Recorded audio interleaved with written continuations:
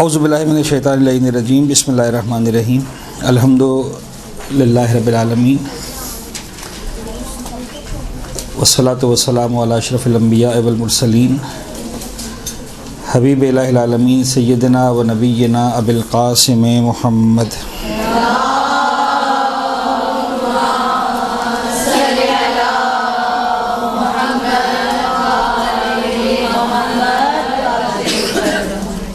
व अला अहले बैतिहि तय्यबीन अत्ताहिरीन अल-मासूमीन अल-मुंतजबीन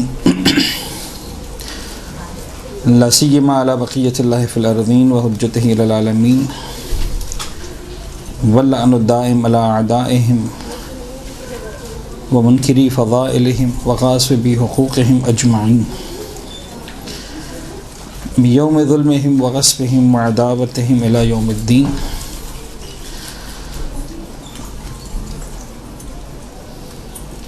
अम्मा बाद फ़क़द क़ाल रसूलुल्लाह सल्लल्लाहु अलैहि वसल्लम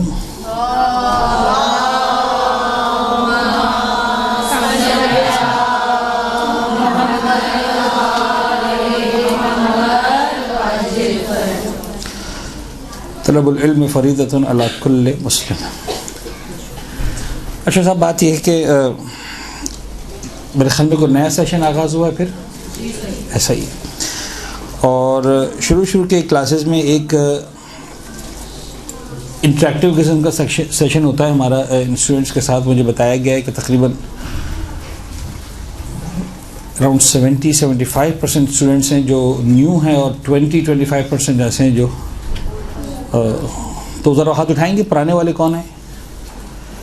अच्छा जी, इन लोगों को बर्दाश्त करने का पड़ेगा मुझे, इसलिए कि बहरहाल सारी बातें वो होंगी जो रिपीट हो रही हैं और सुनी भी उनकी बातें पहले। लेकिन ये कि हम बात को आगे बढ़ाने से पहले हम चाहेंगे कि पहले आपसे सुने कुछ। और वैसे तो अगर मेरी क्लास में कम स्टूडेंट्स होते तो मैं फिर हर एक को कहता कि आप कुछ ना कुछ बोलें, लेकिन अब इतने सारे हैं कि अगर हम सबको कहेंगे बोले तो टाइम निकल जाएगा सारा। तो कुछ तो बहरहाल बोलना है। सवाल सिर्फ इतना सा है कि आप लोग यहाँ पर क्यों आए हैं? यानी आप में से हर एक जो यहाँ पर आया है तो कुछ ना कुछ सोच कर आया है। तो सवाल ये है कि मैं यहाँ पर क्यों हूँ? What is the answer? जी, आपके इसमें सामने लिखा हुआ है इल्म हासिल करो माँ की गोद से कवर तक। तो मेरी गोद एक माँ की गोद है, इसलिए इल्म जब दे सकती हूँ जब मेरे पास हो। ओके, बड़ा खूबसूरत जवाब दिया इन्होंने कि भाई चूँकि मैं ख़ुद एक माँ हूँ इस वक्त और बच्चों की तरबियत कर रही हूँ तो मेरे बच्चों को इल्म हासिल करना चाहिए। तो अगर मेरे पास इल्म नहीं होगा तो मेरे बच्चे इल्म कैसे हासिल करेंगे? Very nice answer. आगे next. And I would like to sorry, मैं चाहूँगा कि जो नए स्टूडेंट्स हैं ना वो बात करें। जी,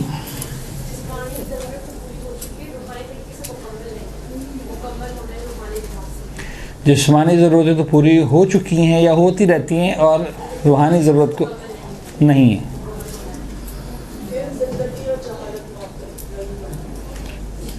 इल्म ज़िंदगी नहीं, आप यहाँ पर क्यों आए हो कि होती रहे, क्या फ़र्क पड़ता है? अपनी जहालत को दूर करने के लिए। Okay good. अहकाम दीन की मालूमात के लिए। अहकाम दीन के मालूमात के लिए, ठीक। और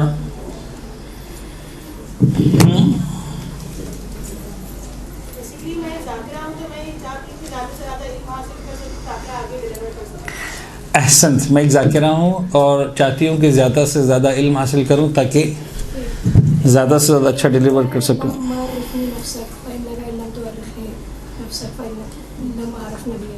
तो जब तक हम मुज्जत का इल्म हासिल नहीं करेंगे इमाम ज़मान अलैहिस्सलाम के लिए तो उनके इंसान में शामिल नहीं हो सकते और उनके लिए कुछ नहीं कर पाएंगे।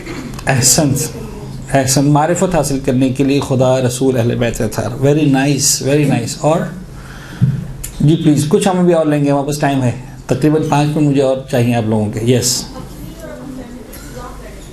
अपनी और अपनी फैमिली की इस्लाह करने के लिए। The first answer that I wanted to, yes, अपनी और अपनी फैमिली की, अपने क्लोज सर्कल की इस्लाह करने के लिए। Yes, very nice, very nice. आगे, काश वाइट बोर्ड होता, हम सारे लिख लेते जवाबात। एनीवेज आगे बढ़ें, वो आ रहा वाइट बोर्ड वैसे। हाँ जी, ज़हूर जब करीब होगा जी। सर, अपने आमाल को दुरुस्त करने के लिए जब तक हमारे पास इल्म नहीं होगा हम अपने अमाल को दुरुस्त नहीं कर सकते। अपने अमाल को दुरुस्त करने के लिए जब तक हमारे पास इल्म नहीं होगा अपने अमाल को हम दुरुस्त नहीं कर सकते। वेरी नाइस, यस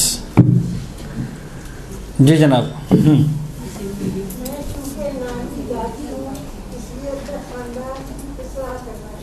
नानी दादी हूँ लिहाजा अपने ख़ानदान की इस्लाह करना चाहती हूँ। Very nice.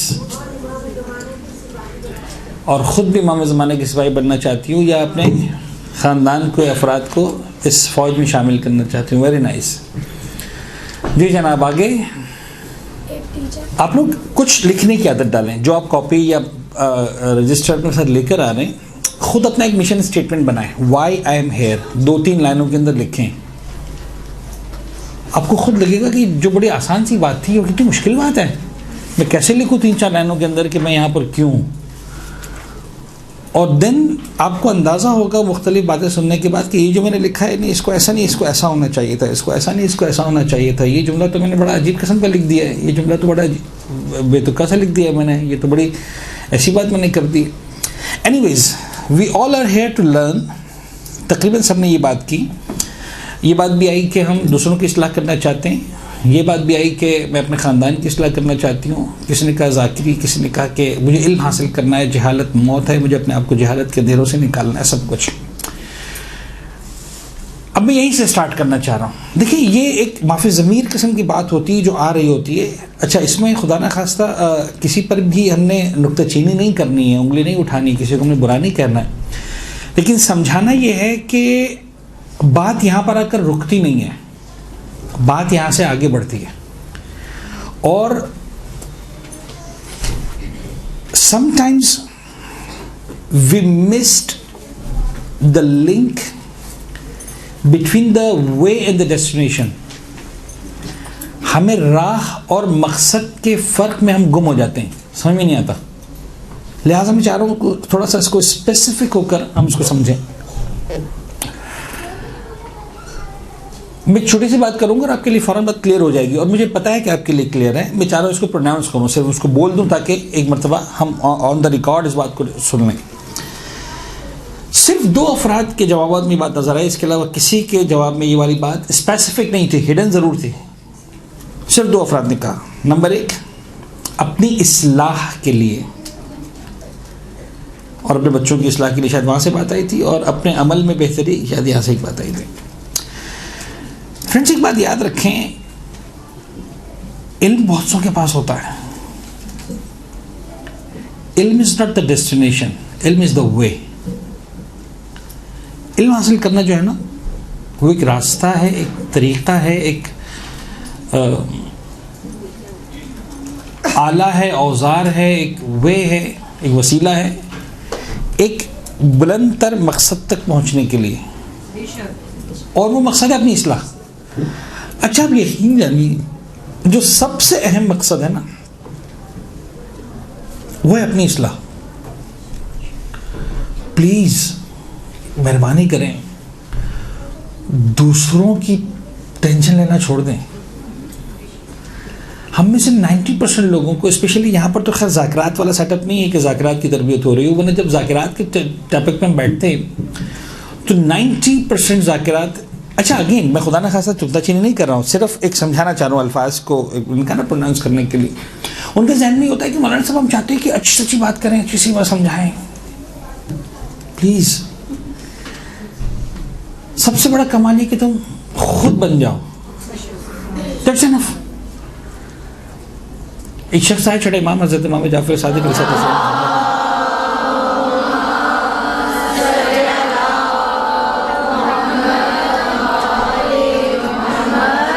कहा फर्जंद रसूल में जाना चाह रहा हूँ तबलीगात के लिए, ऐसा समझाने के लिए। कहा ज़रूर जाओ, बहुत अच्छा काम करने जा रहे हो, but please don't do it with your words. बोल के मत करो। देखिए, मैंने आपसे कहा ना कि एक छोटा सा किस्सा है, बड़ा मज़ाहिया किस्म का किस्सा है, लेकिन बहुत ज़बरदस्त है। एक बच्चे से उसके माँ ने कहा कि बेटा बोलो ए। अच्छा, आजकल की मैं अलिफ नहीं सिखाती, ए सिखाती। खैर, बोलो ए। बच्चा भी स्मार्ट था, कहने लगा नहीं बोलूँगा। अम्मा ने कहा बेटा बोलो ए। कहा नहीं बोलूँगा। बेटा प्लीज़ बोलो ए, नहीं बोलूँगा। फिर प्यार किया, बोलो ए, नहीं बोलूँगा। अच्छा डांट दिया, गुस्सा आया, खबरदार बोलो ए, नहीं बोलूँगा। प्यार से, डांट से, लालच से, शफकत से, नरमी से, मोहब्बत से, हर अंदाज से माँ ने पूछ लिया, ऐसे कह दिया बोलो ए। बेटे ने कहा नहीं बोलूँगा। पहली मरतबा माँ को ख्याल आया कि ये जो बच्चा ज़िद कर रहा है इसका कोई ना कोई रीज़न होना चाहिए। ये तरबियत का टॉपिक है, हमारे तरबियत का चूँकि टॉपिक नहीं, लिहाजा मैं तरबियत की बात नहीं करना चाह रहा इस वक्त, लेकिन ये एक बड़ा अच्छा टूल है, specially those who are mothers. बच्चे की ज़िद में कोशिश करें, try to find out the why. जब भी बच्चा ज़िद कर रहा होता है ना, कोई एक राज होता है जिसकी वजह से वो कर रहा होता है। अगर आपको वो पता चल गया तो आपके लिए मामले को सॉल्व करना बड़ा आसान हो जाएगा। हमेशा एक बड़ा खूबसूरत ये एक टूल है बच्चे की ज़िद को ख़त्म करने का, कि ऐसा क्यों चाह रहा है वो। अच्छा माँ को भी ख्याल है, पूछा कि बेटा क्यों। अब बच्चे के जवाब देने की बारी थी। बच्चा हंसने लगा, हंस के कहता है अम्मा बात यह है कि अगर मैंने बोल दिया ए तो बात ख़त्म तो नहीं हो जाएगी, इसलिए कि जैसे मैं बोलूँगा ए तो आप बोलोगी बी, मैं बोलूँगा बी तो आप बोलोगी सी। मैं तो देख चुका हूँ ना बड़े भाई का हाल, लिहाजा मैं ए ही ना बोलूँ। तो एक्चुअली ये समझदार है ये बच्चा। अब ये किस्सा जो है, ऑफ कोर्स ये किस्सा है, हिकायत है, कोई मुमकिन है कोई रियल स्टोरी ना हो, बट द थिंग इज कि बच्चा समझता है कि अगर ए बोलूँगा तो बी बोलना पड़ेगा। A is not the end. Many of the times the problem with us, हमारा जो प्रॉब्लम है वो ये कि हम समझते हैं कि ए ही काफ़ी है, बी की ज़रूरत नहीं है। हालांकि ए पर बात ख़त्म नहीं होती, ए पर बात शुरू होती है। जब तक आप यहाँ पर नहीं आए थे शायद इतना प्रॉब्लम नहीं था। यानी आप ये मत समझिए कि यहाँ पर आप आ गए तो मामला सॉल्व हो गया। असल में मामला बिगड़ना अब शुरू होगा। अब यकीन जाने, अब मामला बिगड़ना शुरू होगा। यानी अब जनाब अली मुमकिन है अब्बा कभी आपको चिढ़ते हुए नजर आए, कभी आपको भैया चिढ़ते हुए नजर आए, कभी शौहर नामदार जो है वो चिढ़ते हुए नजर आए, कभी जो है वो औलाद आपकी चिढ़ती हुई नजर आए आपसे। तो आपके असल इम्तिहान का आगाज अब है। आपको दीनदार बनना है, यस। साहिब इल्म बनना है, यस। लेकिन साहिब इल्म बनने के साथ साथ अब 2-3 मराहिल हैं। एक बात वही जो बड़ी कॉमन है, मैं थोड़े देर टाइम आपका लूँगा उसको डिस्कस करने के लिए, लेकिन इसके बाद 1-2 और टॉपिक्स हैं जिनको मैं आगे बढ़ाऊँगा। हम कोशिश करेंगे कि इंशाल्लाह 5 बजे तक अपनी गुफ्तगू को सारी की सारी मुकम्मल कर दें। सबसे पहली चीज़ जो इल्म के साथ आती है वो क्या आती है? जो सेकंड ए के बाद जो बी है वो क्या है? अमल। ये हम सबको मालूम है। अब देखिए मैं एक छोटी सी यानी मुझे अपना हौज़े का दिन याद है अच्छी तरह। पहले दिन जब मैं हौज़े में गया ईरान में, एक साथ अगर उनका नाम था अगर मानवी, बड़े प्यारे से, बड़े मुखलिस असातिज़ा में से थे वो, और बहुत ही इब्तदाई कोर्स था। तो जाहिर सी बात है कि वो बहुत, ये नहीं था कि कोई मैं कहूँ बहुत हाई फाई लेवल के जो असातिज़ा होते हैं, लेकिन एक उस्ताद जो बिल्कुल जूनियर्स को जो कहते हैं ना A4 एप्पल और मॉन्टेसरी और ECD और पता नहीं नर्सरी, इस तरह के जो असातिज़ा होते हैं बिल्कुल सी। पहले दिन हमको फ़ारसी भी बड़ी टूटी बूटी किस्म की आती थी, बल्कि शायद नए आने के बराबर, लेकिन उन्होंने कुछ समझाया, हमको समझ में आ गई। कहने लगी कि भाई आपने आज तक किसी परिंदे को एक पर से उड़ते हुए देखा है? Never. You will never find a bird who can fly with one wing, not at all. उन्होंने कहा देखिए आज आप हौज़े में आ गए, आज से आपका इल्म बढ़ना शुरू होगा। That is your one wing. दूसरा विंग आपको खुद साथ के साथ में स्ट्रांग बनाना है। इनमें अगर बैलेंस नहीं रहा ना, गिर जाओगे। ज़्यादा इल्म परवाज़ अच्छी नहीं करवाता, ज़्यादा इल्म गिरा देता है, जब तक उसके साथ अमल का बैलेंस ना हो। बहुत सिंपल बात की उन्होंने, बहुत सादा सी बात। लेकिन मैं सिर्फ एक विंग को अगर कमज़ोर ऊंचा करने जाऊंगा, आप डेफिनेटली आप बगैर इल्म के शायद ज़्यादा अच्छे थे। यानी मैं ये नहीं समझाऊंगा, इसको जुमला जो कह रहा हूँ आपको बड़ा शायद अजीब सा लगेगा कि मौलाना साहब हम मदरसे में आ गए और आप कह रहे हैं बगैर इल्म के ज़्यादा अच्छे थे। यस, यू वर बेटर, और अब आप ख़तरनाक हैं। क्योंकि कल तक अगर आप खुदा ना खासा गलती कर रहे थे ना तो कोई मसला नहीं था, आपके साथ अलकायम का नाम अटैच नहीं था। आपने किसी को डांट दिया, कोई बुरा भला कह दिया, कोई ग़ीबत शीबत कर दी, कोई नंद भावज, सास बहू, देवरानी जेठानी, मुझे इतने ही रिश्ते आते हैं, बाकी सारे आपको आते हैं। अगर कुछ हो गया ऊंच नीच, आगे पीछे कुछ कह दिया, बोल दिया, सुन लिया, ऐसा वैसा, कोई बात नहीं। लेकिन अब जब होगा तो क्या होगा? ये अलकायम वाले, राइट नाउ यू आर, यानी मैंने कहा ना मामला अब शुरू होगा, अब खत्म नहीं होगा। तो जैसे जैसे इल्म हासिल करना है वैसे वैसे अमल, तो अमल इज वेरी इंपॉर्टेंट। हम उसमें थोड़ा सा इसको देखें, एक बॉक्सोलॉजी है, इसके ज़रिए हम हमेशा समझाते हैं। जो मेरे पुराने स्टूडेंट्स हैं उन्होंने यकीनन देखा भी होगा, आज एक बार फिर देख लें। एक जनाब अली हम बात को समझाते हैं। अच्छा, ये एक ऐसी टेक्निक है, ये टीचर्स के काम की ये बात, अगर यहाँ पर कुछ असातिज़ा कराम बैठें तो, लेकिन खुद ये टेक्निक है, ये टूल जो है टीचिंग टूल, इसको यूज़ करना आपको आना चाहिए। अगर आप सही तरह यूज़ नहीं करेंगे तो मिस्टेक कर जाएंगे। आमतौर पर दो चीज़ें जो लिंक्ड होती हैं और सिर्फ दो ही होती हैं, वहाँ पर ये वाली बात समझने में आसानी। मैं एक एग्जाम्पल भी दूंगा बाद में अगर मौका मिला। That learning tool is called boxology, ठीक है। अब देखिए यहाँ पर हम लिखते हैं इल्म,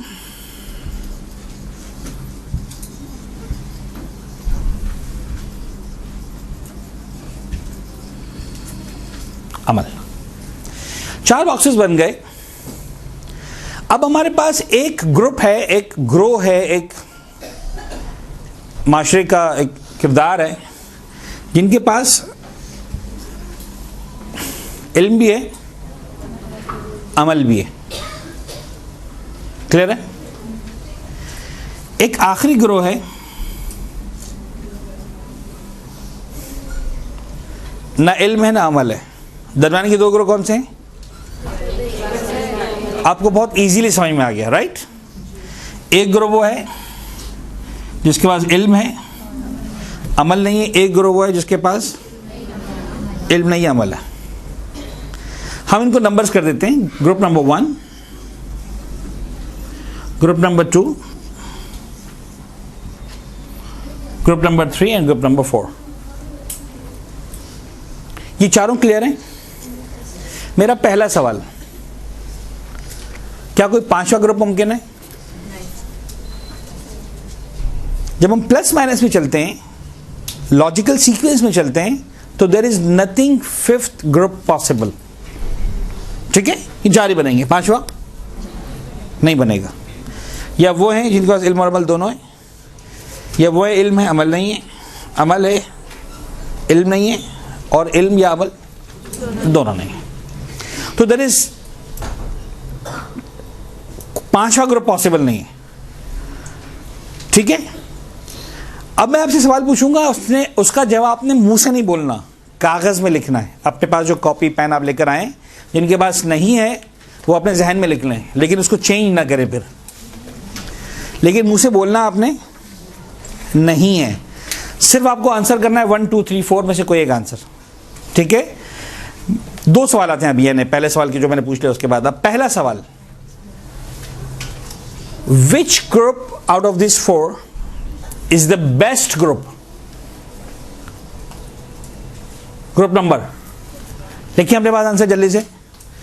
सबने लिख लिया कि बेस्ट ग्रुप कौन सा इनमें से? 1 2 3 या 4? लिख लिया आपने? ओके। दूसरा सवाल, इसका भी जवाब आपने बोलना नहीं है, लिखना है, लेकिन फौरन लिखना है, ज्यादा टाइम नहीं दूंगा, चंद सेकेंड सिर्फ। और वो सवाल है, which is the worst group? सबसे खराब ग्रुप कौन सा है इसके अंदर? ओके, आपने सामने लिख लिया, पेन नीचे रख दें।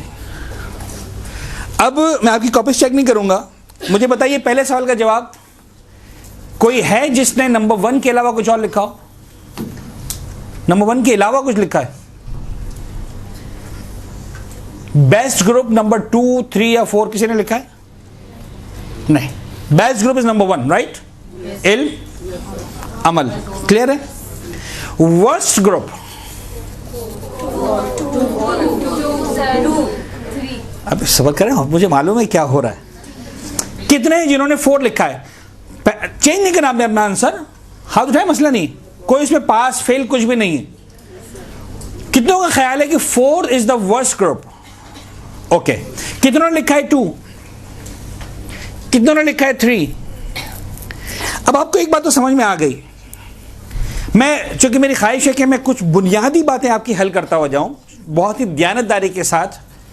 मुझे आप ईमानदारी से बताइए कि आप में से कोई एजेंट वेजेंट तो यहां पर नहीं बैठा हुआ? कोई अमेरिका का, कोई इसराइल का, कोई जनाब अली MI6 का, राइट? कोई भी नहीं बैठा हुआ। इसके बावजूद आप में इत्तेफाक नहीं है। कोई कह रहा है सबसे खतरनाक ग्रुप 4 है, कोई कह रहा है कि सबसे खतरनाक ग्रुप 3 है, कोई कह रहा है सबसे खतरनाक ग्रुप 2 है। I do understand. समझाना चाह रहा हूं कि आप सब ने जो जवाब दिया वो किसी एजेंसी की वजह से, किसी के दबाव में आकर, किसी के प्रेशर में आकर तो नहीं दिया ना। आपने सब ने दयानतदारी के साथ जो समझा वो बता दिया। तो इख्तिलाफ ये नहीं बताता कि आपस में झगड़ा है, इख्तिलाफ ये बताता है कि जो बोल रहा है दयानतदारी से बोल रहा है। क्यों महाराज इन पे उंगली उठाते हो?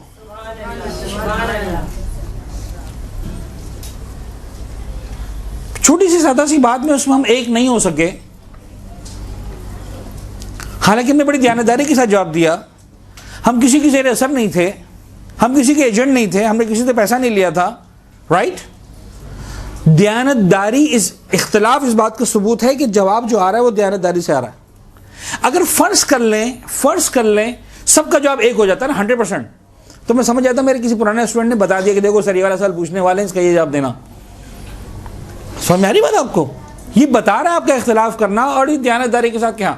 नाउ मैं आपने सुन लिया कि काफी सारे लोगों ने कहा कि the worst group is group number 4, लेकिन कुछ लोगों ने कहा worst group is group number 2, कुछ ने कहा worst group is group number 3। अब मैं आपको एक चांस दे रहा हूं, आप अपने दूसरे सवाल का जवाब चेंज कर सकते हैं। जिन्होंने 2 लिखा था वो चाहे तो उसको काट के 3 कर दें या 4 कर दें। जिन्होंने 3 लिखा था उनको भी मर्जी है, चाहे तो काट के 2 कर दें, 4 कर दें। जिन्होंने 4 लिखा था उनको मर्जी है काट के जो है 2 कर दें या 3 कर दें। Again your time starts now for 10 seconds. किसी को चेंज करना है, चेंज करने का कोई मसला नहीं। अगर आपने सोचा थोड़ी देर के बाद नहीं यार ये नहीं है, ये होना चाहिए, which is the worst. Yes, कर दिया सबने अपना अपना जवाब चेंज? हाँ, नहीं, आपकी इजाजत है, अगर आप अपने जवाब को तब्दील करना चाहते हैं कोई मसला नहीं। होता है इंसान फर्स्ट थॉट में कुछ और सोचता है, लेकिन बाद में जनाब अली अपना नजरिया चेंज करता है। कर लिया आपने अपना जवाब, जिनको करना था, जिनको नहीं करना था नहीं किया, जिन्होंने करना था कर लिया। नाउ अब कितने रह गए जो कहते हैं 4 इज द वर्स्ट? 9 होने के बराबर। यस, होता भी ऐसा ही। एटलीस्ट ये तय है कि group number 4 is not the worst, ये तो तय है ऑलमोस्ट। ठीक है, फिर भी कुछ स्टूडेंट्स ने कहा कि group number 4 is the worst. No, group number 4 is not the worst. उसके बाद इल्म ही नहीं, अमल कहां से करेगा? ना इल्म है ना अमल है, लेना देना ही नहीं। मिसाल के तौर पर कोई शिया है, मिसाल के तौर पर जो है वो खुदा ना खासा नाचने गाने का काम करती है, वो पैदा हो गई शिया घराने में खातून, बाकी उसको क्या लेना देना, पता ही नहीं उसको। They are not the worst. Worst या नंबर 2 है या नंबर 3 है?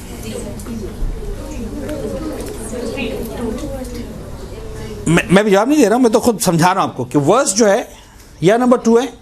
देखिए ये माइंड गेम्स हैं, इसको आप सीखेंगे तो आपको पता चलेगा। जो मैंने आपका सवाल पूछा था मैं क्यों आया हूं यहां पर, मैं उसको थोड़ा सा खोल रहा हूं। आपको लगा था बड़ा सादा सा सवाल है, किसी ने पूछ लिया ऐसे टाइम पास करने, नहीं, टाइम पास करने के लिए नहीं पूछा। एक्चुअली ये है, अगर हमको नहीं पता हमारे direction way we are heading towards, मुझे क्या करना है, तो actually we are the losers. हम अपना टाइम जाया कर रहे हैं। हम एक ऐसे आदमी की तरह मार्केट में पैसा लेके आ गए जिसको पता नहीं बिजनेस कैसे करना है, आखिर में वो नुकसान करके जाएगा। आप अपना टाइम लगा रहे हैं। मुझे अंदाजा है कि आप में से हर एक बहुत ज्यादा सहूलत और आसानी के साथ यहां नहीं पहुंचा है। किसी ने बाबा की बातें सुनी होंगी, ये इतवार को तुम्हें क्या शौक हो गया। किसी ने भाई की बातें सुनी होंगी, मेरे पास टाइम नहीं तुम्हें छोड़ने आने का, तुम्हें क्या इतवार के दिन शौक हो रहा है दीन सीखने का।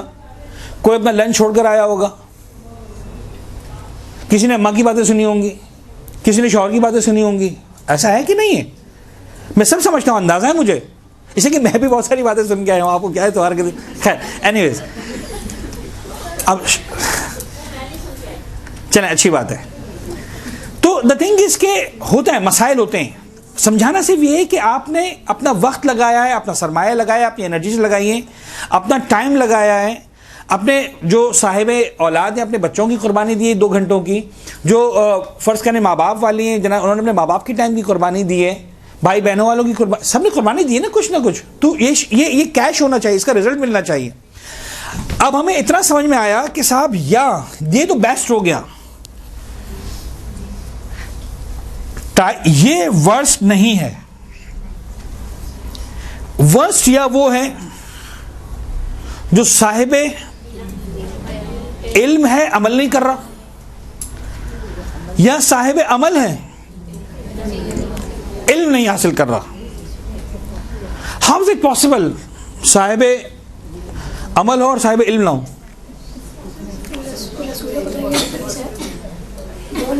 ऐसा हो सकता है? वैसे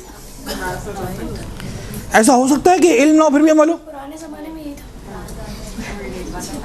साहब, आज के ज़माने में यही है। रूहानी साहब को आता है तो कुछ नहीं, फिर भी आ गए सिखाने के लिए। ये है क्या, किधर गया? हाँ, ये आता है तो कुछ नहीं, बैठ गए। आज हमारे मेंबर पर नंबर 3 ग्रुप का कब्जा है। आप ये मत समझिए कि हम एलियंस की बात कर रहे हैं, कोई 100 साल पहले की बात कर रहे हैं, हम आज के दौर की बात कर रहे हैं। नहीं मालूम क्या है दीन, they do not know, they don't have, they are not understood yet. जितना वक्त लगाना चाहिए था, जितना सरमाया लगाना चाहिए था इल्मी एतबार से, नहीं किया है और बैठ गए। आपने वो जुमला सुना हुआ है, नीम हकीम? नीम हकीम खतरे जान का मतलब क्या होता है? इसका मतलब ये होता है कि आपने कुछ बातें सीख ली हिकमत की, बट यू थिंक कि चूंकि मुझे कुछ आता है लिहाजा मुझे सब आता है। ये गलती भी हम करेंगे।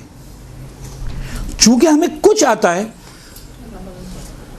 लिहाजा हमें सब आता है, और ये हमारी सबसे खतरनाक गलती होगी। अब हम क्या करेंगे? चूंकि हमने हफ्ता, 2 हफ्ता, 4 हफ्ता, 8 हफ्ता अलकायम में आते हुए हो गए, तो अब हम जाकर कमेंट करना शुरू करेंगे इनके अंदर कि हमें तो सब आता है।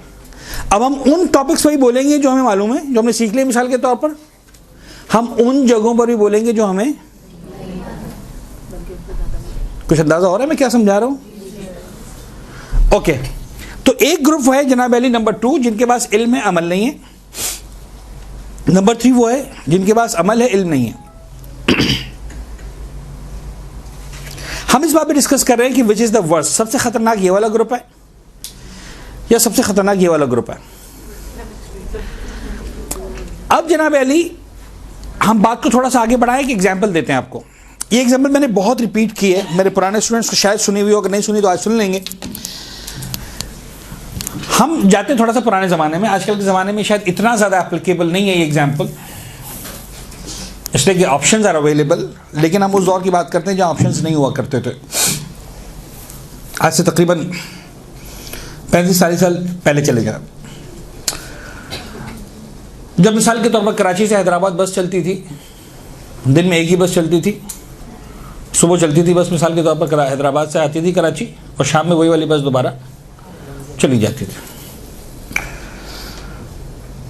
एक दिन ऐसा हुआ जनाब कि जो बस ड्राइवर था उसका किसी पैसेंजर से झगड़ा हो गया, या पता नहीं बीवी से लड़के आया था, या नाश्ता नहीं किया था, या सोया नहीं था, पता नहीं झगड़ा हो गया। उसने गुस्से में कहा मैं ऐसी तैसी बस ही चला था, चाबी उठा के फेंक दी, मैं बस नहीं चलाता।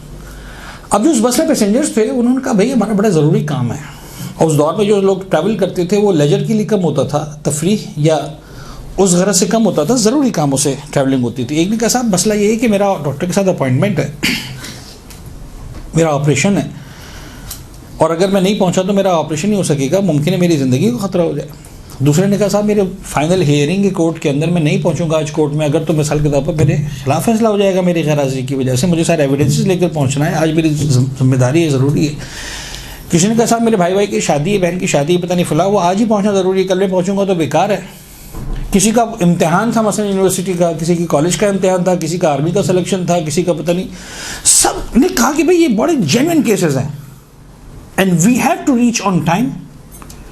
और ड्राइवर से मदद समाजत कर रहे हैं कि यार मेहरबानी करो भाईजान, आप चला दो गाड़ी, छोड़ो यार, गुस्सा थूक दो। उसने कहा ऐसी की तैसी मैं नहीं चलाता। अच्छा, उन्हीं पैसेंजर्स के अंदर जनाब रूहानी साहब भी थे, मिसाल के तौर पर समझाने की मैं कह रहा हूँ। उनका बड़ा दिल नरम, बड़ा दिल पिघला इन लोगों के लिए, मुसाफिरों के लिए। इनका यार बेचारे देखो रो रहे, तड़प रहे, इनके ज़रूरी काम है। अच्छा, उन्होंने साहब को ड्राइविंग नहीं आती, मलिस पढ़ना आती है, मिसाल के तौर पर ड्राइविंग नहीं आती, कोई गाड़ी बस कर चलाए। उन्होंने कहा ऐसी की तैसी मैं चलाता हूँ बस। कि इतने बेचारे रो रहे, परेशान, लाओ। अच्छा, लोगों ने एहतराम किया, दे दी चाबी हाथ में, रूहानी साहब में चलाएंगे, इंशाल्लाह पहुँच जाएंगे। और जनाब अली ये अनाड़ी ड्राइवर बस की सीट पर बैठ गया। मुझे बताइए सवाल, स्टोरी समझ में आ गई आपको? किस शख्स ने ज्यादा नुकसान पहुंचाया, उस ड्राइवर ने जिसने गाड़ी नहीं चलाई या उस अनाड़ी ने जो सीट पर बैठ गया? ग्रुप नंबर 2 और ग्रुप नंबर 3?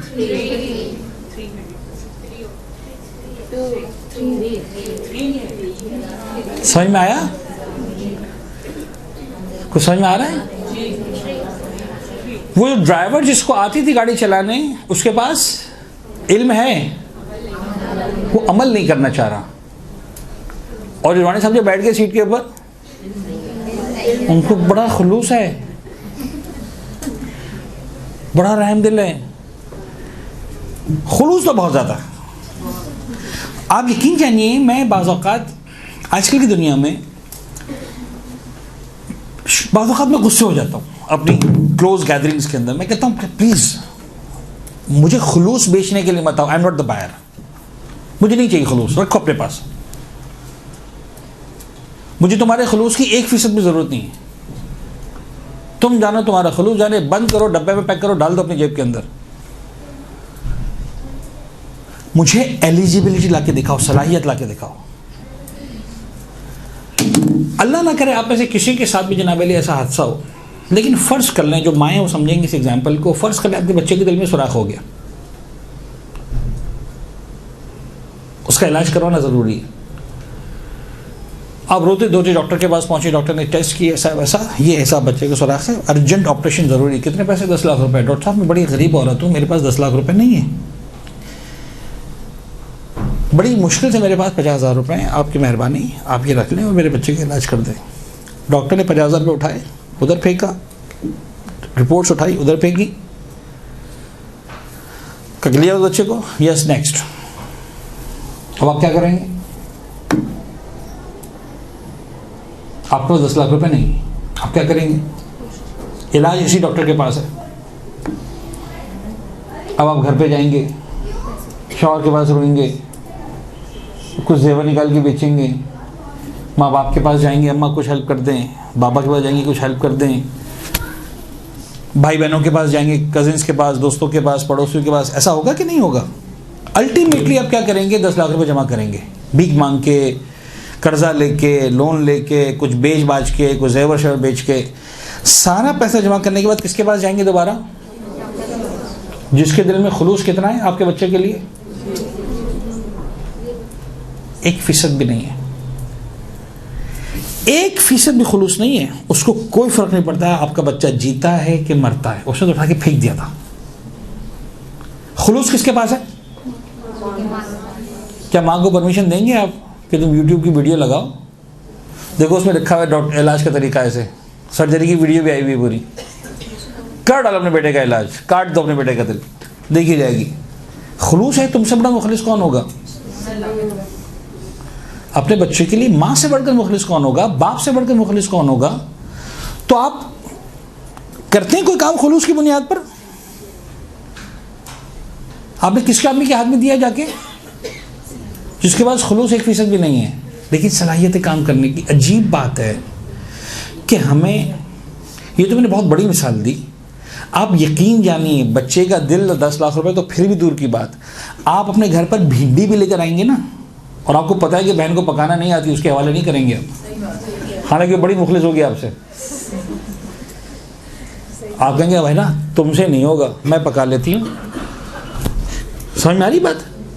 जिसकी शायद मतलब दुनियावी कीमत की मैं बात करूं तो शायद 50 रुपये भी इसकी वैल्यू नहीं है, 10 लाख तो बहुत दूर की बात। तो अजीब बात है कि हम अपने बच्चे का दिल वो भी ऐसे इंसान के हवाले कर रहे हैं जिसके पास खुलूस नहीं है, और अपनी भिंडी भी ऐसे के हवाले कर रहे हैं जिसके पास सलाहियत है। खुलूस की बुनियाद पर हमने भिंडी नहीं देते हैं, खुलूस की बुनियाद पर 500 रुपये का सूट नहीं देते सिलने के लिए। अजीब बात है, दीन के नाम पर आकर हम खुलूस के नाम पर सब कुछ देने को तैयार हो जाते हैं। सब बहुत खुलूस है इन खातों में, आपको नहीं पता कितने खुलूस में मजलिस पढ़ती हैं। अरे बाबा खुलूस का क्या करें, गौर फरमाने आप लोग, खुलूस का क्या करें, जज़ाकल्लाह, खुलूस का क्या करें। तो ये बात जहन में रखिएगा कि जहां पर इल्म नहीं और अमल है, शायद ये सबसे ज्यादा खतरनाक है, शायद ये सबसे ज्यादा खतरनाक है। बट द प्रॉब्लम इज अब आगे बढ़ें। अब आइए एक और सवाल, और ये सवाल आज मेरे लिए भी, आज तक मेरे लिए भी दुनिया का मुश्किल तरीन सवाल है। मैं खुदा से सोचता हूँ, दुआ करता हूँ कि खुदाया खैर कर मेरे लिए, लेकिन ये सवाल आप लोग अपने आप से ही पूछें, मैं भी आपसे पूछता हूँ कि अगर कहा जाए कि तुम इन 4 में से कौन से ग्रुप के अंदर हो, दयानतदारी के साथ लिखें कि where do I stand between you and your God, दयानतदारी से, तकल्लुफ़ वाली बात नहीं है।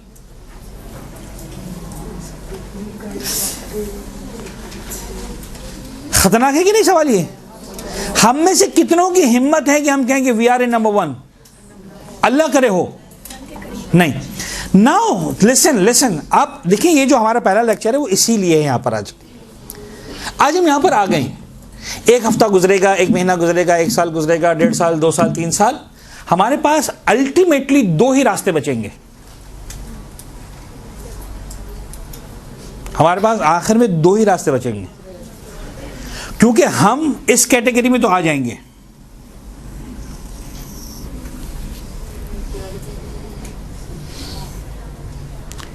जब हम इस कैटेगरी में आ गए, इसका मतलब हम इस कैटेगरी से निकल गए।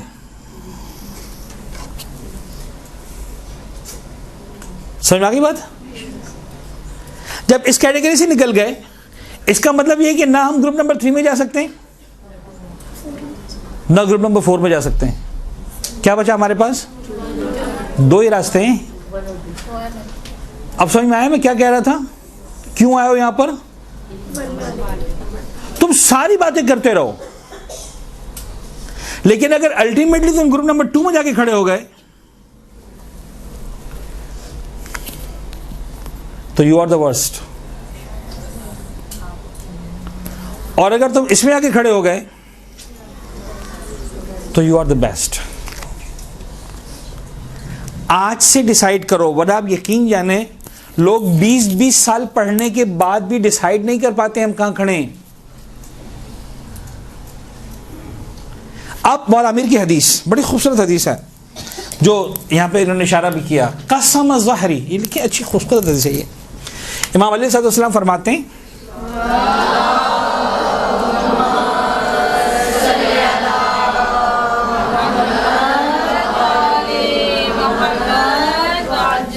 कसम ज़हरी, कसम काफ स्वाद मीम, इसके मीनिंग होते हैं तोड़ दिया। ज़हरी मेरी बैक को, मेरी कमर को। वाला फरमाते हैं 2 ग्रोह ऐसे हैं जिन्होंने मेरी कमर तोड़ दी। ये कौन कह रहा है? जिसकी एक ज़रबत सकलैन की इबादत से बेहतर है, और ये वो कह रहा है कि कायनात में किसी की हिम्मत नहीं थी कि इसके बाल को टेढ़ा कर सके, वो कह रहा है मेरी कमर तोड़ दी। वाह, कुछ अंदाजा हो रहा है कि मौला आमिर फरमा क्या रहे? कायनात में कोई जिसका कुछ नहीं बिगाड़ सका, वो भी कहते हैं कि 2 अफराद मेरी कमर तोड़ देते हैं। अब जाहिर सी बात है, कमर तोड़ देने का मतलब मैदान जंग की बात हो रही है कोई दुनिया में इतना ताकतवर जो माला की कमर तोड़ के दिखाए मैदान जंग में? इसका मतलब ये है कि मौला अपने जिस्मानी वजूद की बात नहीं कर रहे हैं। मेरे मिशन की कमर तोड़ दी, मेरे मकसद की कमर तोड़ दी, मेरे पता नहीं विजन की कमर तोड़ दी, जो भी आप कहें, कसम अज़ारी मेरी कमर तोड़ देते हैं, यानी इतना नुकसान पहुंचाते हैं कि ऐसा जैसे अली की कमर तोड़ दी। कौन कौन? नंबर 1, आलिमुन मुतहत्तिकुन। आलिम मुतहत्तिक, एक आपने उर्दू में लफ्ज़ सुना होगा, मुश्किल उर्दू में इस्तेमाल होता है ये, हता की हुर्मत। सुना है? हुर्मत को पामाल करना, बेहुरमती करना। हज की हुर्मत यानी बेहुरमती करना।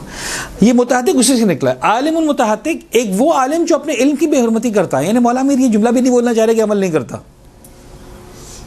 जब आप अमल नहीं करते हो, मौला की निगाह में बराबर है कि तुम एक्चुअली क्या कर रहे हो, इस इल्म की बेहुरमती कर रहे हो। आलिमुन मुतहत्तिक व जाहिलुन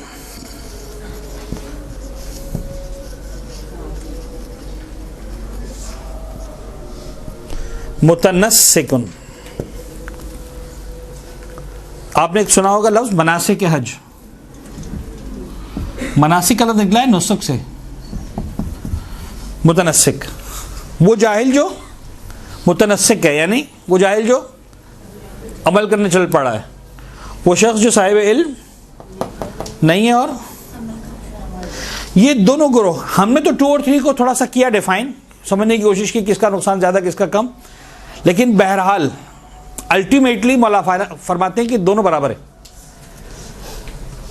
ये 2 अफराद मेरी कमर तोड़ देते हैं।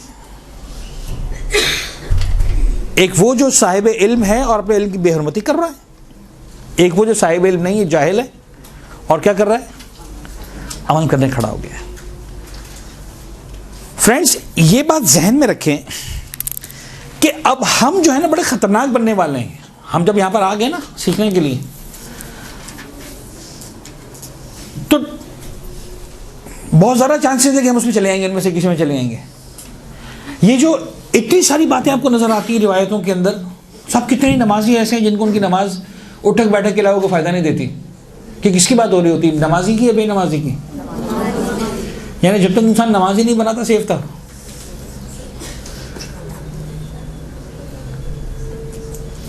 अच्छा, इसका मतलब ये नहीं कि सेफ था, यानी कोई आप कल को कहें अच्छा ये बड़ा अच्छा बता दिया मौलाना साहब ने कि कल से नमाज ही नहीं पढ़नी। यानी जब तक तुम नमाजी नहीं थे तुम्हारा मामला कुछ और था, तुमको इमाम कुछ और अंदाज से डांट रहे थे।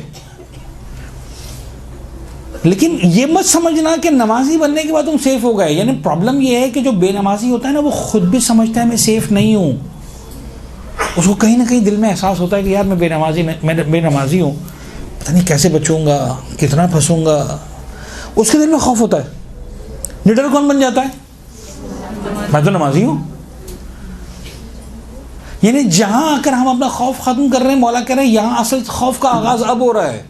अब तुम ज्यादा खतरनाक हो।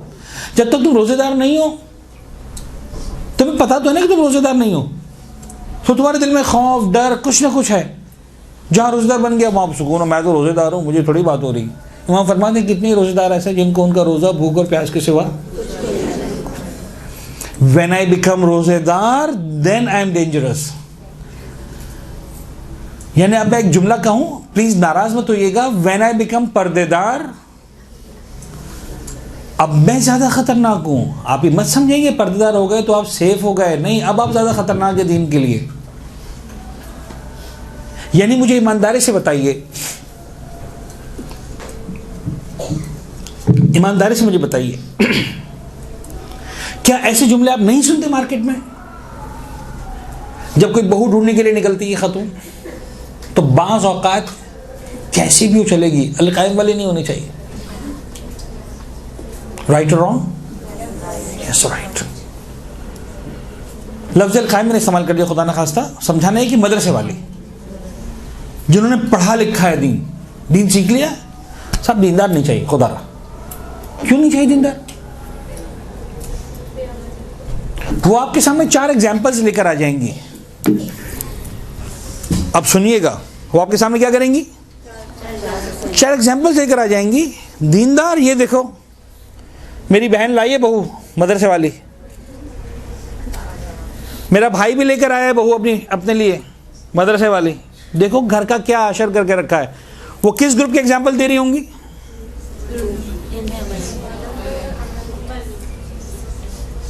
कुछ आ रहा, समझ में नहीं आ रहा। हम बड़े खतरनाक बनने वाले हैं। देखें, मैं आपको समझाना चाह रहा हूं कि अब आपने बहुत ज्यादा हसास हो जाना है। दीन को आगे फैलाने से पहले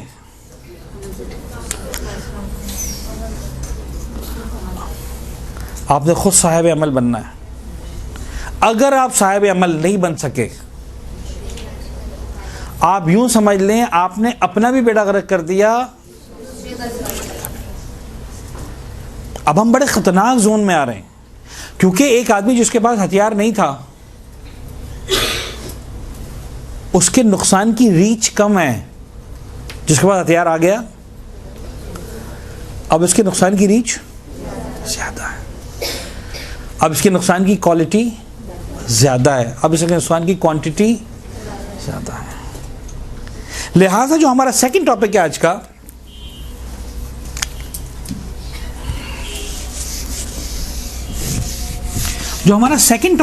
आज का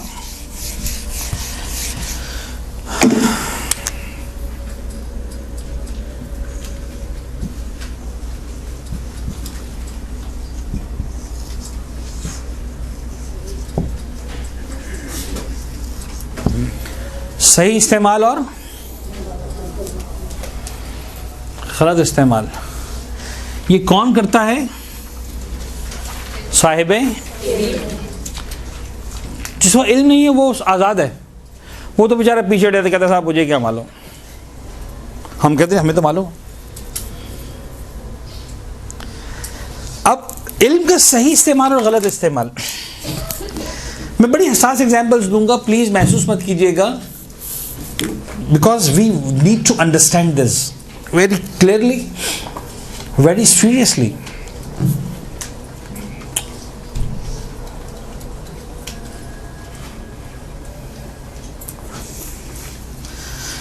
आपको इस तरह की बातें सुनने मिलेंगी, इल्म आपको बताएगा कि यस ये है, वाकईत यही है।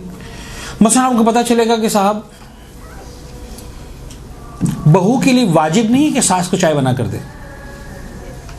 शरीयत बहू पर वाजिब नहीं करती, करती नहीं करती। ये इल्म है। बहू तो दूर की बात, आगे आवाज कहीं से आ भी गई। बहू तो दूर की बात, शौहर के लिए भी वाजिब नहीं करती कि चाय बना के दो। यस, दिस इज इल्म। इल्म यही है।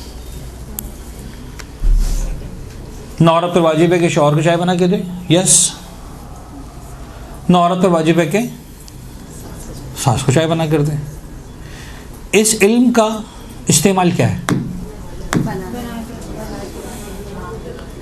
कुछ समझ में आ रहा है सवाल मैं क्यों पूछ रहा हूं? यानी जहां पर जाने के बाद हम अपने इल्म का ये वाला इस्तेमाल शुरू कर देते हैं कि अम्मा बैठी रहो आराम से, कोई वाजिब नहीं मेरे लिए तुम्हारे लिए चाय बना कर देना। घर इस अमल से नहीं चलते, क्योंकि थोड़ी देर पहले आपको मैंने दावत दी थी किस चीज की, कि अमल करना है आपने। अब मैं तो कुछ और सोच के कह रहा था कि आपको अमल करना है, आपने कहा मान साहब ने कहा था अमल करना है। अब घर जाकर जो इतनी बहुएं यहाँ से गई, चलो अम्मा कोई चाय देना वाजिब नहीं है। कुछ समझ में आ रहा है आपको मैं क्या कह रहा हूं? इल्म का सही इस्तेमाल और इल्म का गलत इस्तेमाल। देखिए याद रखिएगा, एक चीज है दैट इज कॉल्ड, अब मुझे नहीं पता मैं आपको कैसे समझाऊं इन सारी बातों को, इसलिए कि वक्त मुझे लग रहा है कि बड़ी रफ्तार से गुजर रहा है और मैं चाह रहा हूं कि बहुत ही सिलेक्टेड वर्ड यूज करूं।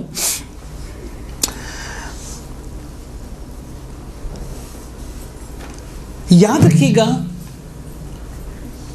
कि अब आप एम्बेसडर्स हैं किसी एक मदरसे की जहां पढ़ रहे हैं। आपका किरदार, आपका अखलाक, आपका अमल अगेन अमल ऐसा नहीं होना चाहिए जो दूसरों को दीन से दूर करे। आपका अखलाक और आपका अमल ऐसा होना चाहिए लोगों को दीन से नज़दीक करे। कल तक अगर आपकी जिम्मेदारी थी, जब तक आप मदरसे में नहीं आए थे, आप समझते थे जिम्मेदारी चाय बना के देना, आज आपने सीख लिया वाजिब नहीं है, आज आपसे जिम्मेदारी है चाय के साथ बिस्किट भी देना। आप समझ रहे बात को? मैं छोटी सी स्टोरी सुनाऊं। अगेन मेरा इशू फैमिलीज नहीं है, लेकिन मुझे अंदाजा है कि मेरे साथ जो बहनें बेटियां मेरी यहाँ पर बैठी हैं उनके लिए बातें ज़रूरी हैं। मैं एक जुमला इस्तेमाल करता हूँ, वो जुमला बड़ा डेंजरस है, लेकिन प्लीज़ उसकी मीनिंग भी मुझसे ही लीजिएगा, वरना बात ख़राब हो जाएगी। कि जितनी भी बहुएं बैठी ना यहाँ पर, उनके लिए सबसे आसान नुस्खा ये कि सास को जान से मार दो। ना रहेगी सास। जितनी सासें बैठी हैं, इससे पहले कि बददुआ देना शुरू करें, मेरी बात का मतलब सुन लीजिएगा पहले। सास के साथ डील करने का सबसे आसान तरीका क्या है? उसको जान से मार दो। और एक काम करो, उसके अंदर से मां को जिंदा कर दो। सिंपल। वो रहे ही नहीं सास, तुम्हारी मां बन जाए। वो है मां किसी और की, तुम्हारी सास है, तुम उस सास वाले टारगेट को मार दो, मां को जिंदा कर दो। तुम्हें भी प्रॉब्लम नहीं होगी, उसको भी प्रॉब्लम नहीं होगी। अच्छा कैसे होगा? अभी मुसलमानों ने सिखाया। एक हिकायत है, चाइना से आई है, बड़ी खूबसूरत हिकायत है, शायद आपने सुनी भी होगी, जिन्होंने नहीं सुनी होगी उनके लिए काम किए। एक बहुत ही इसी तरह बड़ी परेशान थी, बड़ी डेंजरस तरीके से परेशान थी अपनी सास से, टू एन एक्सटेंट कि she became a psycho and she wanted to commit suicide. जान से अपने आप को मार देना चाहती थी, खुदकुशी करना चाहती थी। तकलीफ ये नहीं यहाँ तक कि भाई मैं मर जाऊं, मेरे सुकून है, मैं इस औरत के साथ गुजारा नहीं कर सकती। लेकिन बहरहाल आसान नहीं होता इस तरह के डिसीजंस तक जाना। वो खातून जनाब अली एक मरतबा कोई सालाना 2 साल 3 साल के बाद उसकी सास ने उसको कहा ठीक है तुम जाओ। वो अपने गाँव में गई मिलने के लिए पेरेंट्स वगैरह से। वो वहाँ पर जनाब अली, उसके बाप तो फौत हो चुके थे, लेकिन वो अपने बाप के एक पुराने दोस्त के पास गई, वो हकीम था। और उसने जाके हकीम ने पूछा बेटा कैसी हो, बेटी की तरह लगता था इसको, सारी सुनाई दास्तानी वो। और बात तो उसने कहा कि बस मैं सोचती हूँ खुदकुशी कर लूँ, जान से अपने आप को मार डालो। उस हकीम ने कहा कि ये क्या बात है, तुम जान से मार डालो, उसको जान से मार डालो। बड़ा अच्छा नुस्खा है भाई। हाँ मैं खुद क्यों मरूँ, अच्छा है उसको मार दो। ये कौन सी शरावत है उस बुढ़िया की ऐसे मैं मर जाऊँ? कब उसको जान से मार दो। कहा हाँ ये आपने सही कहा, अब मुझे कोई जहर दे मैं उसको तो जान से मार डालती हूँ। कहा कि हाँ। कहा बेटा लेकिन देखो बात ये है कि जहर अगर तुम एकदम से ले जाओगी, जाके उसको मार डालोगी, तो तुम पर इल्ज़ाम आ जाएगा, फंस जाओगी, इन्वेस्टिगेशन होगी और तुम्हें भी फांसी लग जाएगी, तुम बचोगी नहीं। लिहाजा मैं तुमको एक ऐसा जहर देता हूँ कि जो बड़ी स्लोली ग्रेजुअली अमल करेगा और फिर जान से मार डालेगा उसको। मैं तुम्हें देता हूँ ये जहर, बहुत ही आहिस्ता ये जो है जान से मारेगा। हाँ ये ज़रूरी है कि रोज़ाना मसलन 1 ग्राम, मिसाल जैसे टैबलेट खाते हैं ना, रोज़ाना एक टैबलेट का इतनी 1 ग्राम 2 ग्राम मिसाल के तौर पर इतना जो है ना क्वांटिटी ज़रूर तुम्हारी सांस के पेट में जानी चाहिए। You need to make it sure. एक दिन का भी गैप नहीं आना चाहिए। 1 साल के अंदर अंदर ये मर जाएगी, कभी भी मर जाएगी, साल के अंदर 8 महीने 9 महीने 10 महीने 11। इसने कहा ठीक है, कल लेकिन बड़े प्यार से करना, पता ना चले उसको कि तुम उसको जहर दे रही हो। ठीक है, अभी जनाब अली फ्रेश हो गए अपने मसल ख़ानदान से, अपने गाँव से, जो भी देहात इलाका था वहाँ से दोबारा अपने घर में आ गए। अब वही सास सामने, वही शक्ल लेके, वही झगड़ा, वही मुसीबत करता सब कुछ। अच्छा इसने जनरल कहा कि भाई ये तो जहर तो पहुँचाना है, कैसे करूँ? अब चुटकी तो देने से लेके अम्मा ही खा लो चूरन है, बहुत काम का है। इसने कहा कि अच्छा ठीक है मैं काम करती हूँ। अम्मा के लिए उसने जनाब अली शरबत बना दिया। कहा कि अम्मा मैं आपके लिए शरबत बना के लाई हूँ। और सास ने कहा ये शरबत? गुस्सा हाथ मारा, शीशा भी टूट गया और शरबत भी गिर गया और ऐसा। अम्मी आप क्या कर रही हैं, ऐसा वैसा, फिर आपकी शरबत बना के लाऊंगी मैं। अच्छा इसको तो पता था कि ये मुझे देना है, किसी तरह इस बुढ़िया के बेटे पहुंचाना है। फिर जनाब अली, अच्छा वो गुस्से हो रही हैं और ये जनाब अली गुस्से को पिए जा रही हैं, बिकॉज शी नोज अल्टीमेटली मुझे बेनिफिट क्या मिलने वाला है। अम्मा ये शरबत तो आपको पीना पड़ेगा। अच्छा उस बेचारे ने फिर आखिर पी लिया। अब दूसरे दिन शरबत वाला नुस्खा तो नहीं चलेगा, कच्चा ऐसा करते सूप बनाते हैं, दूसरे दिन सूप में डाल दिया, फिर वही झगड़े। लेकिन अल्टीमेटली आखिर तीसरे दिन जनाब अली कॉफ़ी बना दी, चाय बना दी, शरबत बना दिया, कोई खाना बना दिया जिसके अंदर। अब आखिर इंसान है, इसके दिल में मुनाफिकत थी। वो तो बेचारी बूढ़ी खातून थी, उसने देखा कि ये बहू बड़ी अच्छी हो गई। मैं इतना अच्छा, इंसान को पता तो होता है ना, जो इंसान जब शरारत कर रहा होता है तो ऐसा तो नहीं होता कि उसको नहीं पता होता कि मैं क्या कर रहा हूँ अपनी मसलन बहू के साथ, या मसलन ऐसे देखा कि मैं इसको इतना जलील करती हूँ, इतना डांटती हूँ, इतना इसका बुरा करती हूँ, उसके बावजूद इसको जो है वो इतनी मुझसे मोहब्बत हो गई, पता नहीं क्या हो गया। झूठ बोल रही है, मुनाफिकत है, मक्कार है, कोई प्यार नहीं है, बकवास कर रही है, सिर्फ जो है बेवकूफ़ बनाना चाहती है मुझे। लेकिन साहब 1 महीना गुजरा, 2 महीना गुजरा, सास वैसे की वैसे नक चढ़ी। हाँ, इतना ज़रूर किया कि अब वो चाय शरबत कॉफ़ी पीना शुरू कर दिया, फेंकना नहीं शुरू किया। लेकिन अच्छा, वो भी सोचती थी कि ये महीना 2 महीना हो गया, बहुत हो गया, ये फिर ऐसी की ऐसी हो जाएगी बहू मेरी, और जो है इसने अपने गुल खिलाने ही इसने आखिर में।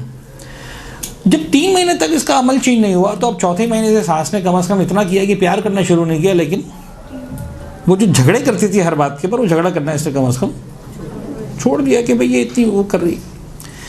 1-2 महीने गुजरे से देखा कि नहीं भाई ये तो पक्की हो गई है, ये तो बड़ी प्यार करती है मुझसे, और बड़े प्यार से मुझे जो है वो खिलाती है, पिलाती है, मेरा ध्यान रखती है, इतनी इज्जत करती है। मैं जितना भी झिड़कूँ, कभी गुस्से हो जाऊँ, डांट दूँ, ऐसा वैसा, लेकिन इसको पता ही फ़र्क नहीं पड़ता। 6 महीने के बाद अल्टीमेटली आखिर सास ने हथियार डाल दी, वो खिला जो फतह हो गया, और उसी जनाब अली इसको वाकन अब इसके साथ बैठ। अब जनाब अली जब चाय आई तो सिर्फ चाय नहीं आई, इसने बातें भी करना शुरू की साथ ही। नहीं, बिस्किट तो नहीं आए खैर, लेकिन ये कि शायद सास ने जनाब अली क्या किया, बातें करना शुरू की, या सास ने खुद से बिस्किट लाना शुरू कर दिए कि चलो तुम मेरे साथ, तुम भी चाय पी लेना, मेरे साथ तुम भी पसंद कर लो। अब जनाब अली बात करना शुरू हुई। अच्छा, जब ख़वातीन बैठती हैं इस तरह मोहब्बत से बात करने के लिए, तो फिर बचपन की बातें हैं, और तुम्हारे ससुर ऐसे हुआ करते थे, और मेरे भाई ऐसे हुआ करते थे, और मेरे माँ बाप ऐसे होते थे, और मेरी सास ने तो मुझे इतना जलील किया था, और मेरे ससुर ने मेरे साथ वो किया था, और मेरे देवर, ऐसे होता है ना। ओके, आई नो, ऐसे ही होता है। अब जनाब अली जो है वो ये सारे कहानी शुरू हुई। जब ये हुई तो ये भी खुली कि हाँ साहब मेरे अबू फौत हो गए, और मेरी अम्मा ऐसी, और मेरी दादी ने ऐसा किया था मेरी माँ के साथ, और ये जनाब अली ऐसा क्लोज हो गई जैसे इनका कोई क्लोज फ्रेंड है ही नहीं। अब तकरीबन यहाँ तक आते आते 8 महीने हो चुके थे। इस हकीम साहब ने भी कहा था कि साल के अंदर मर जाने वाली है। अब 8 महीने में मरती है, 9 महीने, 10 महीने में, तब तक ये करती रही है। अच्छा, इसको भी पता था कि ये जितनी भी है, मैं जिस दिन ये छोड़ूंगी, मैं तो मजबूरी में इसको ये सब चाय जूस दे रही हूँ ना, कोई मोहब्बत शोहब्बत तो नहीं हो गई है। यानी सास की नफरत तो फिर भी 5-6 महीने में खत्म हो गई, इनकी नफरत तो बाकी थी। इसको तो पता था कि मुझे इस बुढ़िया को अंजाम तक पहुंचाना है।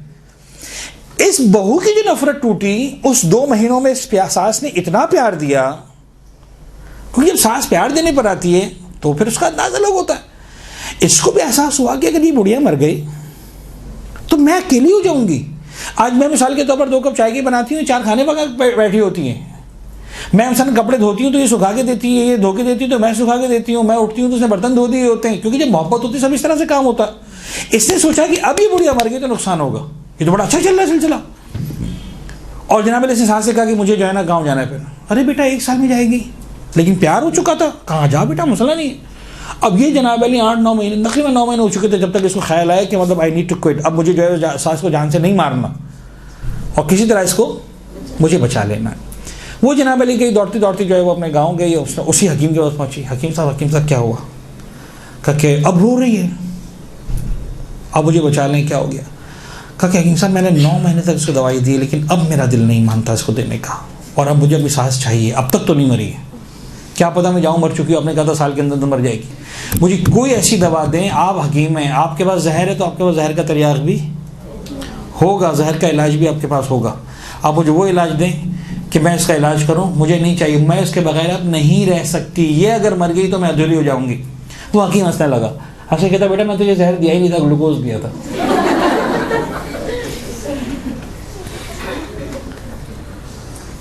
अब मेरी बात का मतलब समझ में आया? अपनी सास को जान से मार दे।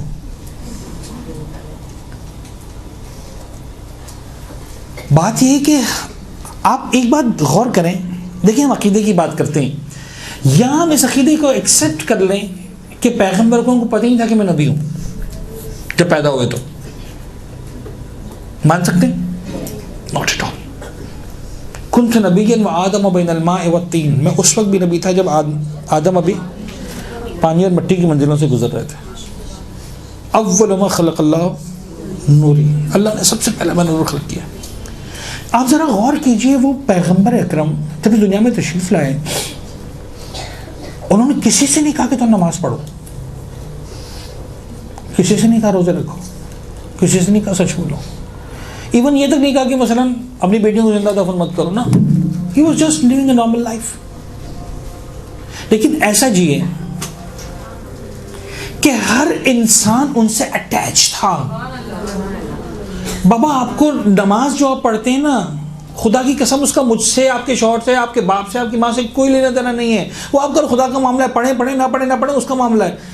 मैं अगर आपका भाई हूँ, आपके साथ घर में रह रहा हूँ, मैं अगर आपका बाप हूँ, आपके साथ घर में रह रहा हूँ, आपका शौहर आपके साथ घर में रह रहा है, उसको इससे गरज नहीं है कि उसकी बीवी, उसकी बहन, उसकी बेटी, उसकी माँ कितनी नमाजें पढ़ रही है, कितने मदरसे जा रही है, हिजाब उसका कितना पक्का है। This is between you and your God. एक भाई होने के नाते, एक बाप होने के नाते, एक औलाद होने के नाते, एक शौहर होने के नाते मुझे क्या चाहिए? घर में सुकून चाहिए। मुझे जुमला नहीं चाहिए मैं थकी हुई हूँ, मैंने आज बड़ी रोजे रखे हैं तो मैं आपके लिए चाय नहीं बना सकती।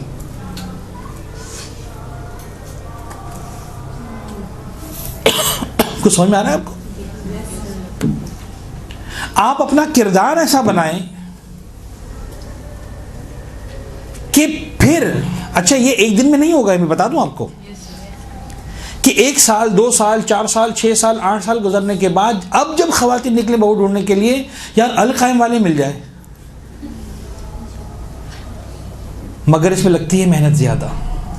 इसके लिए आपको मेहनत करना पड़ेगी, और वो मेहनत ये नहीं होगी कि इतवार के दिन निकल कर 2 घंटे यहाँ पर आ जाएं। वो मेहनत ये होगी इस 2 घंटे के अलावा सारी जिंदगी ऐसी गुजारें कि फिर माएँ कहें कि यार अपनी बच्चियों को भेजो, फिर सासें कहें कि अपनी बहुओं को भेजो, फिर शौहर कहें कि यार हमारी बीवी को भेज दे, यार मेरी वाली बड़ी अच्छी है, क्या सिक्किया तिल कायम से ऐसा ख्याल रखती है, यार मेरी वाली कोई भेज दे, तेरी बीवी को बोल मेरी बीवी को भी ले जाए। मैं बहुत फ्रैंक होकर बात कर रहा हूँ, आपको अंदाजा है, मैं रेगुलर लेक्चर नहीं ले रहा आपसे। यार मेरी बीवी को भी भेज दे, तेरी बीवी से कहते हैं यार मेरी बहन को भी ले जाए, यार कुछ इंसान बन जाए हो। यानी we should react like this. हमारा इल्म हमें इंसान बनाए, हमारा इल्म हमें ख़ानदान का मुफीद फ़र्द बनाए, हमारा इल्म हमें जनाब अली ख़ानदान की पसंदीदा शख्सियत बनाए। बच्चों को हमसे प्यार हो, बड़ों को हमसे प्यार हो, हमें पता हो कि इस बच्चे का दिल कैसे जीतना है, हमें पता हो कि इस बड़े का दिल कैसे जीतना है, हमें पता हो माँ का दिल कैसे जीतना है, सास का दिल कैसे जीतना है, औलाद का दिल कैसे जीतना है, भाई बहनों का दिल कैसे जीतना है, शौहर का दिल कैसे जीतना है। एक शख्स आया मौला में छठे इमाम की खिदमत में, मौला मेरी माँ ईसाई है,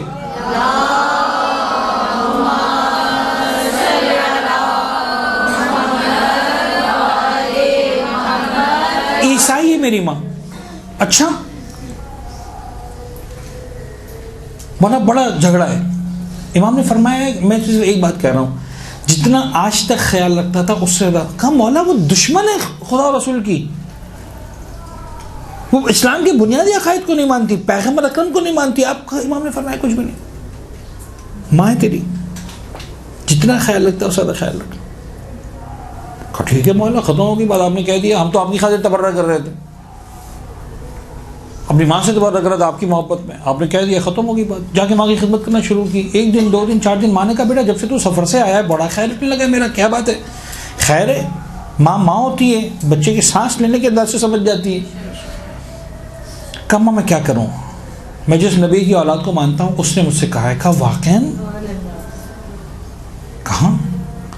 कहा फिर ये तो मसीह का दीन है जिसकी मैं पूजा करती हूँ, तू मुझे सिखा, मैं तेरे दीन पर आने को तैयार हूँ। दीनदार ऐसे बनाया जाता है, तबलीग से नहीं होता, अमल से होता है। हम यहाँ पर आए, वो चला गया चार्ट हमारे सामने से, हमारे पास अब ऑप्शन 3 और 4 ख़त्म। यानी अगर हम आज तक फ़र्ज़ करें 3 या 4 में थे किसी जगह पर, तो अब हमारे पास ख़त्म। अब हम साहिबाने इल्म बनने वाले हैं। अब हमारे पास 2 ही ऑप्शन है, या इल्म के साथ अमल होगा या इल्म के साथ बेअमली।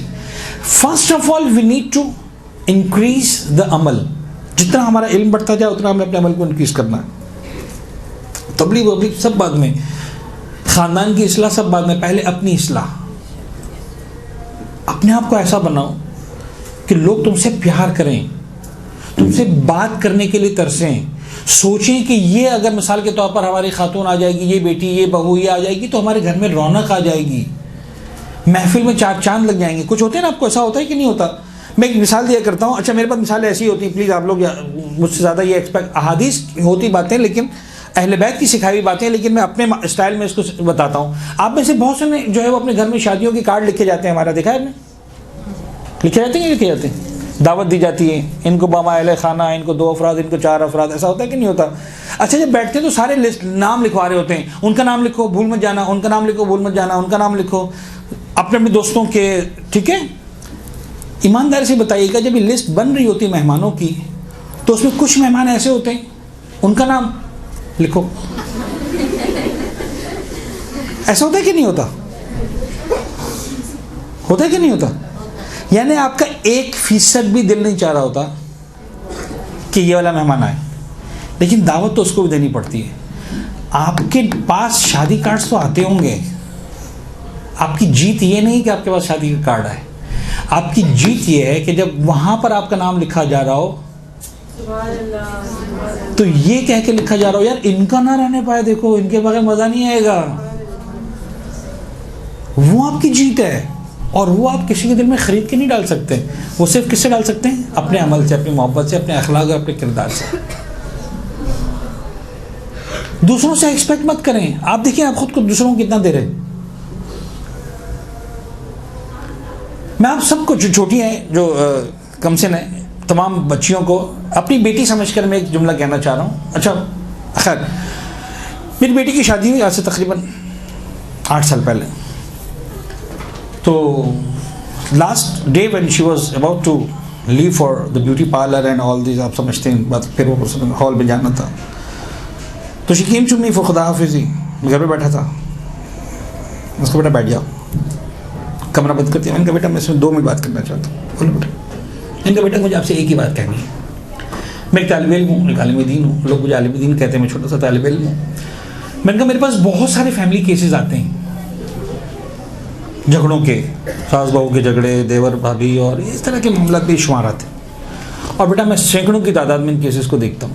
मैंने कहा बेटा मुझे एक बात समझ में आती है, मैंने 90% बहुओं से जुमला सुना है कि ख़ानदान में हमारी इज्जत नहीं है, इज्जत नहीं की जाती, बहुत ही डिसरिस्पेक्ट किया जाता है, ऐसा वैसा। कभी खाने के मामले में, पहनने ओढ़ने के मामले में, काम किया तब भी सुनाया जा रहा है, फ़र्ज़ करने मेहनत की तब भी वो किया जा रहा है, कभी गलती से चाय जल गई तो ऐसा, और कभी गलती से ऐसा हो गया तो वैसा, और ये सब। मैंने कहा एक जुमला मिलता है कि इज़्ज़त नहीं, बहुत डिसरिस्पेक्ट है। मैंने कहा बेटा लेकिन मुझे एक बात आपको बतानी है कि दुनिया में इज़्ज़त हासिल करने का एक ही रास्ता है, और वो है इज़्ज़त देना। That's it.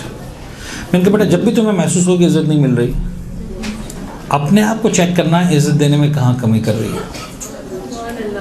1 पॉइंट मैं आप सबसे कह रहा हूँ, आपने इल्म हासिल कर लिया, वो जो आपका अमल है, अब टाइम बिल्कुल नहीं बचा, 5 बज गए, मैं एक नई टॉपिक में जाऊंगा तो बात कहीं से कहीं हो जाएगी। वो जो आपका अमल है खुदा के लिए, वो अपनी हद तक रखें। ऐसा करें कि लोग आपके अमल से मुतासर होकर आए, नुक्ताचीनी करना मत शुरू कर दे। तुमने ये जो तुम ब्रांड वाला मखना पहन रही हो ना, ये कोई हिजाब हिजाब नहीं है, जहन्नम में लेकर जाएगा तुमको। ले भाई, अभी अपनी जन्नत जहन्नम का पता नहीं है, और ऐसा लग रहा है कि जैसे परवरदिगार ने एजेंसी दे दी है, कसीमुल जन्नत व नार मौला कायनात नहीं, आप बन गए। आप देखिए आज हर शिया कसीमुल जन्नत व नार बना हुआ है, तू जन्नत में जाने वाला है, तू जहन्नम में जाने वाली है। ऐसा होता है कि नहीं होता? हम में से हर एक को हर एक के बारे में पता है कि कौन जन्नत में जाने वाला है, कौन जहन्नम में। नहीं पता तो किसका नहीं पता? वसल्लल्लाहु अला मुहम्मद व आलिहि रहमतिक या अरहमर राहिमीन व सल्लल्लाहु अला मुहम्मद व